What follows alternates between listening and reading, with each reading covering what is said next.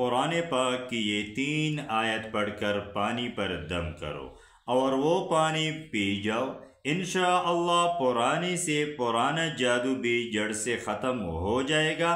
تعویذوں کا اثر، نظر بد کا اثر، بندش کسی بھی قسم کا معاملہ ہو تو انشاءاللہ پانی پیتی ہی جادو انسان کے جسم سے جوڑ سے ختم ہو جائے گا۔ تو وہ کون سی 3 آیت ہیں، کیسے پڑھنی ہے، کتنی مرتبہ پڑھنی ہے، میں ابھی عرض کرتا ہوں۔ وظیفے کی اجازت کے لیے آپ نے کمنٹس میں سبحان اللہ لکھنا ہے اور اس اکاؤنٹ کو ضرور فالو کرنا ہے۔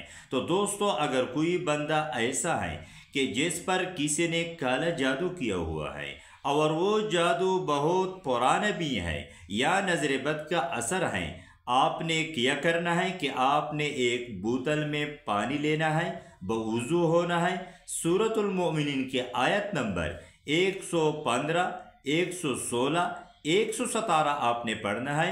افحسبتم انما خلقناکم عبثا وانکم الینا لا ترجعون، یہ 3 آیت اول و آخر آپ نے درود پاک کے ساتھ پڑھنی ہے اور پانی کی بوتل پر پونکو مارنا ہے۔